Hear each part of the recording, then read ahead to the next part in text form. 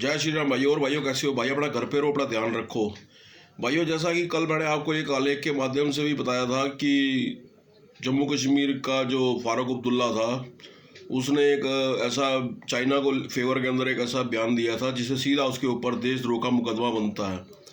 मगर विडम्बना ये है, इस विषय को लेकर ना तो किसी विपक्षी पार्टी ने इसके अगेंस्ट कोई अपनी कमेंट्स दिए, और दूसरा जो रूलिंग पार्टी भारत सरकार हमारी बीजेपी की सरकार है, उन्होंने भी एक अपना प्रेस कॉन्फ्रेंस करके वो ये देशद्रोही है, ये है, वो है, कह के मैटर ख़त्म कर दिया।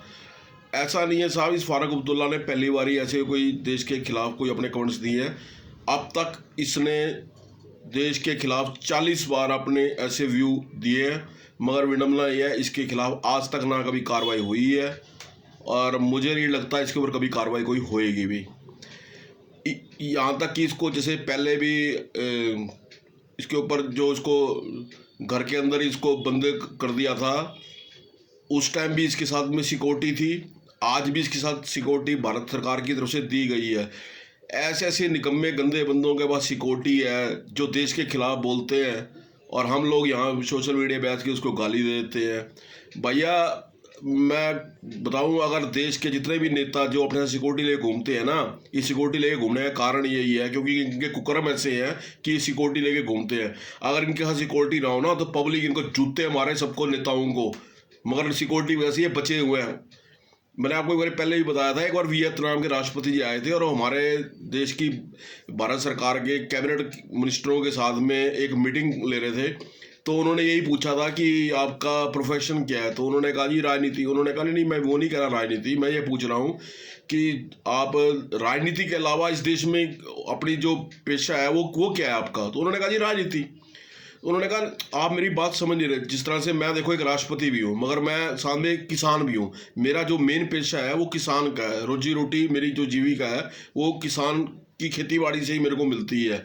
तो इसीलिए इसी तरह मैं पूछ रहा हूँ कि आपकी राजनीति के अलावा आपका जीविका का साधन और क्या है? तो वो सारे छुट क्या बोलते, सब देश लूटने आए हैं, ये है हमारी जीविका का साधन। इसलिए भाइयों मैं बार बार आपसे, मेरा किसी को कोई गाली देने का मतलब नहीं है, मेरा सिर्फ आपके सामने सच परोसना है। इसलिए मैं आपको बार बार कहता हूँ भाई, किसी को ना किसी के भी गीत मत गाया करो। अभी देखो हाथरस के अंदर जो केस हुआ था, कैसे विपक्षी पार्टी सारी गिद्ध बन के वहाँ पहुँच गई। क्यों पहुँच गई थी? क्योंकि भाई जो लड़की थी जिसको मारा गया था वो एक दलित परिवार से थी, और जो मारने वाला था वो जर्नल हिंदू था, इसलिए सारी गिद्दें वहाँ पहुँच गई। क्योंकि उन्होंने, अगर गलती से पता लग जाता ये किसी दलित की वो है और उसको मारने वाला कोई मुस्लिम है, तो इनकी आंखें सबकी बंद हो जाती, मुंह आवाज़ बंद हो जाती, कान इनके सुनने के लिए बंद हो जाते। आप ये अभी न्यूज़ आई है कि उसके जो लड़की का भाई था उसको सीबीआई उठाकर ले गई, या किसी ज्ञात जगह पे 4-5 घंटे से उसको पूछताछ चल रही है। मैं पहले दिन से बोल रहा हूँ, लड़की का भाई 100% क्रिमिनल है, लड़की के भाई ने मर्डर किया है, और ये 100% अरेस्ट होगा और चारों लड़के बाहर आएंगे। आज मेरी बार नोट कर लेना, मैंने पहले भी कहा था आपको। दूसरा, आपका ना देख ही लिया, चाहे दिल्ली के अंदर उस राजपूत बच्चे का लिंचिंग करके उसको मार दिया, या आपका राजस्थान के अंदर उस महात्मा साधु पुजारी की हत्या कर दी आग लगा के। आप देख लो, अभी आप देख लो, आप सोचते होंगे कि एक खामा पार्टियों को गाली देता है या उसको गाली देता है, इसको गाली, मैं ऐसे नहीं खामा गाली देता भैया। मैं आपको जगाना चाहता हूँ कि आप जाग जाओ, किसी अंधी भक्ति मत किया करो। उस पुजारी की लिंचिंग के ऊपर जब उसको मारा दिया गया, मेरे को एक चीज़ बताओ, कोई राजनीतिक पार्टी का नेता वहाँ पहुँचा? कोई नहीं पहुँचा। कोई हिंदू संगठन, बजरंग दल, हिंदू परिषद, फलाना दल, ढिमकाना दल, कोई पहुँचा? कोई नहीं पहुँचा। कोई संत महात्मा का गठन वहां पहुंचा? कोई नहीं पहुंचा। अरे संत महात्मा तो ये अपने लिए नहीं इकट्ठे होते यार, तुम्हारे हिंदू धर्म के लिए कहाँ इकट्ठे होंगे? गौ हत्या का मैटर हुआ था, जो गौ हत्या के कानून को लेकर जब प्रोटेस्ट किया था इन्होंने, तो इंदिरा गांधी ने इन्हीं गुट में से एक को शंकराचार्य बना दिया, जिस नतीजा क्या हुआ, साधुओं के 2 फाड़ हो गए, आपस में बट गए, फूट पड़ गई, नतीजा जीरो, कुछ नहीं निकला। उसके बाद में चाहे अभी पालघर में लिंचिंग हुई हो, चाहे यूपी के अंदर एक साधु महात्मा की पुजारी की हत्या हुई थी, चाहे आपका अभी ये राजस्थान के अंदर पुजारी, ये साधु महात्मा भाई ना कभी ये इकट्ठे हुए हैं, ना ये कभी इकट्ठे होंगे। इवन हमारा जब शंकराचार्य जो था, जब सोनिया गांधी के टाइम में जब हमारा राष्ट्रपति प्रणब मुखर्जी हुआ करता था, दिवाली की रात को उसको उठाया था इन्होंने रेप केस के अंदर। जब हमारे साधु महात्मा इकट्ठे नहीं हुए, इन साधु महात्माओं का भैया सिर्फ इनका अपना वर्चस्व, मैंने पहले भी कहा था, ये अपने अखाड़ों के अंदर पड़े रहते हैं, इनका अपना वर्चस्व की ये लड़ाई लड़ते रहते हैं। एक अखाड़ा दूसरे अखाड़े की शक्ल देखना पसंद नहीं करता, इनमें आपस में एकता नाम की कोई चीज़ नहीं है। हरिद्वार में आप जब देखते हो कुंभ में नहाने जाने जाते हैं, एक दूसरे के लिए लड़ मरते हैं, तलवारें तक निकल जाती है कि पहले नहान हम करेंगे, पहले नहान हम करेंगे।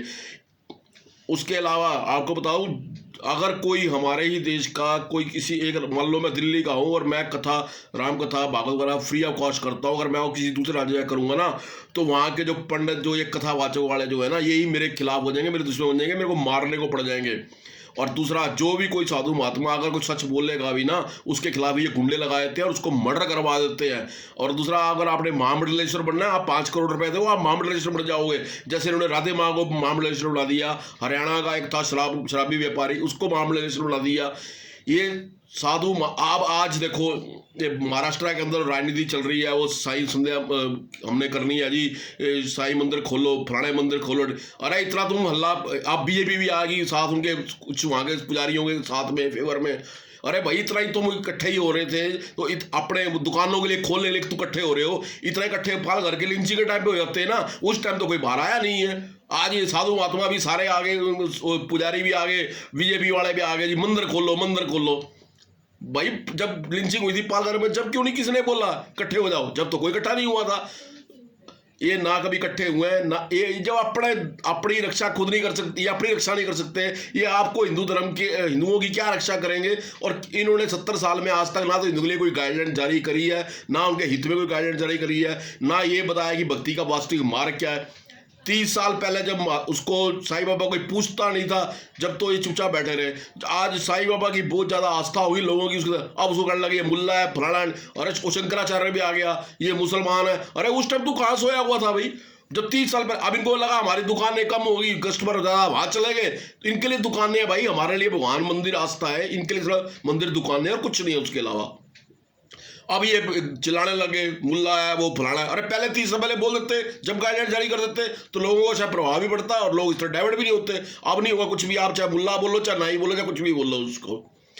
तीसरी बात भाई देखो, मैं आपको बार बार एक ही बात कहता हूँ, चाहे देखो राजस्थान का विषय हो, उसके अंदर किसने मदद करी? किसी ने बाहरी ने मदद नहीं करी ना। तो इसलिए मैं आपको बार बार कहता हूं कि आप जिस क्षेत्र, मोहल्ले, परिवार में रहते हो, गांव में रहते हो, वहां अपना भाईचारा बना के रखो, एक दूसरे से प्यार मोहब्बत बना के रखो, ताकि दुख सुख में एक दूसरे के काम आओ। कोई भारी संगठन, कोई राजनीतिक पार्टी, कोई तुम्हारे काम नहीं आएगा। कई भाई अब बोलेंगे कि भाई जी वो राजस्थान में तो ना उसकी कांग्रेस सरकार है, इसके अंदर हम क्या कर सकते हैं, बीजेपी क्या कर सकती है? अरे एमपी किसका है? एमपी बीजेपी का है, वो कहाँ मर गया, वो चला जाए। बीजेपी फंड से वो भी 10-20 लाख रुपए दे सकता है उस पुजारी के परिवार को, मगर हम नहीं देंगे, हम सिर्फ राजनीति करेंगे। ये है विडम्बना। इसलिए ये शुरू से चलता आ रहा है, तू मेरे को गाली दे, मैं तेरे को गाली दूंगा, मैं ये इसको गाली देगा, उसको गाली। सबसे बड़ी विडम्बना तो ये है भाई, हमारे लोकतंत्र देश की जो व्यवस्था है ना, इतनी गंदी है, जहां पर 130 करोड़ की पॉपुलेशन होने के बावजूद 30-32 करोड़ लोग वोट डालते हो, उसमें से 18 करोड़ लोग वोट डालने वाले प्रधानमंत्री बन जाता हो।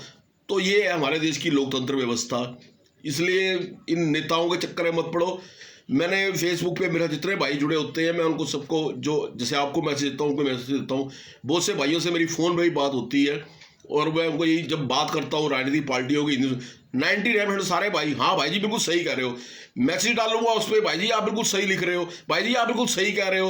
अरे भाई जी, मेरे को सही लिखने या सही कहने का मेरा, आपको कोई अपने आप को हाईलाइट नहीं करना। मेरा मकसद ये आपको सत्य आपके सामने दिखाना है, सच का आईना दिखाना है। उस सत्य को, आईने को देखो और आगे बढ़ते रहो, और अपने क्षेत्र में भाईचारा बना के रखो। उससे अलावा मेरे को कोई लेना देना नहीं। अभी अब देखो, अब आपके बॉलीवुड वाले अक्षय कुमार की फिल्म आ रही है लक्ष्मी बम। अरे लल्लू के पट्टे, लक्ष्मी बम क्यों है? तेरी बीवी बम है, तेरी लड़की बम है। मगर विडम्बना ये है, अक्षय के कई चाहने वाले अब आएंगे उसको, अक्षय क्या, बॉलीवुड की नई नई फिल्में आ रही हैं, उनको देखने लिए बहुत से जाएंगे हिंदू। फिर आप कहोगे भाई ऐसे क्यों कहते हो, ये कौन से हिंदू जाएंगे? भाई ये वही हिंदू जाएंगे जो कमीन के हिंदू है ना, कमीन के हिंदू, जिनकी माँ का लोचा हो रखा है मुल्लों के साथ में पहले से ही। वो हिंदू आज भी जाके देख रहे हैं ना, पिक्चर हॉल पे जाके फिल्में देख रहे होंगे, कुत्ते हरामजादे। तो आप किसी हिंदुओं को ऐसे मत बोलो कि सारे हिंदू एक हो जाएंगे।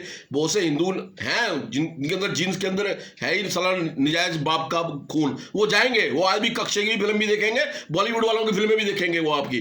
तो इसलिए सारे हिंदुओं को हिंदू मत समझ लो। बहुत से हिंदू जो है हमारे देश के अंदर ऐसे भी है जो बुल्लों की निजायज उलाते हैं। इसलिए मेहरबानी करके अपने आप को देखो, अपने परिवार को देखो, अपने मोहल्ले क्षेत्र में भाईचारा बना के रखो, एकता बना के रखो। यही आपके काम आएगा, कोई भारी आपके काम नहीं आएगा। जय श्री राम।